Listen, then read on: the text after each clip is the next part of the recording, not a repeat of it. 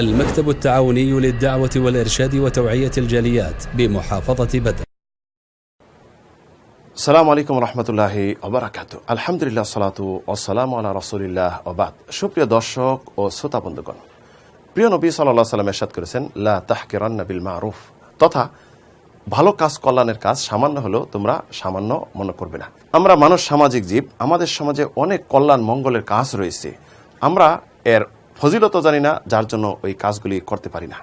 এমনও কাজ রয়েছে যে সামান্য, তারপরও দেখা যাবে কিয়ামতের দিন এর বিনিময়ে আল্লাহ রাব্বুল আলামিন আমাদেরকে জান্নাত দিবেন। চমৎকার একটি ঘটনা, যে ঘটনাটি প্রিয় নবী সাল্লাল্লাহু আলাইহি ওয়াসাল্লামের পূর্বের এর আগের জমানায় ঘটেছিল। প্রিয় নবী সাল্লাল্লাহু আলাইহি ওয়াসাল্লাম ইরশাদ করেছেন, যে হাদিসটি ইমাম বুখারী মুসলিম বর্ণনা করেছেন হুযায়ফা রাদিয়াল্লাহু আনহু থেকে।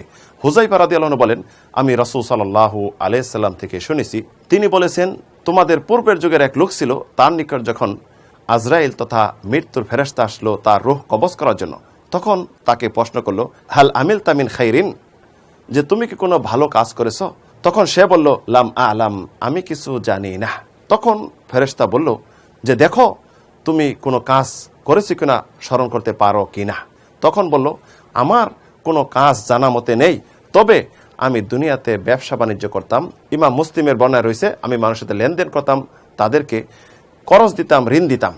যখন আমি আমার হক প্রাপ্য আদায় করতে যেতাম, যদি আমি দেখতাম যে সে এখন আমার প্রাপ্য দিতে পারতেছে না, তখন আমি তাকে নির্দিষ্ট একটি সময় দিয়ে দিতাম।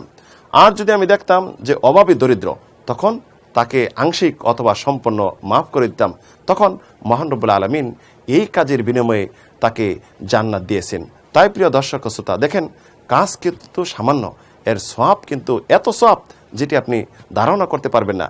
তাই আসুন আমরা সমাজে যে ছোট ছোট কাজ আছে, এই কাজগুলি সামান্য মনে না করে জনকল্যাণমূলক কাজগুলি আমরা করি, হতে পারে কিয়ামতের দিন অনেক পাপে আমরা লিপ্ত হওয়ার পরও এর বিনিময়ে আল্লাহ রাব্বুল আলামিন আমাদেরকে জান্নাত দিবেন। আসুন এই হাদিস অবলম্বনে আমরা যে শিক্ষা অর্জন করলাম, যে একজন মানুষের প্রতি সহানুভূতি এবং মানুষ বিপদে পড়লে তার প্রতি ইহসান অনুগ্রহ করা, এই শিক্ষা আমরা জীবনে বাস্তবায়ন করি এবং অসংখ্য সওয়াবের হকদার হই। আল্লাহ রাব্বুল আলামিন তৌফিক দিন। আমিন, আল্লাহুম্মা আমিন।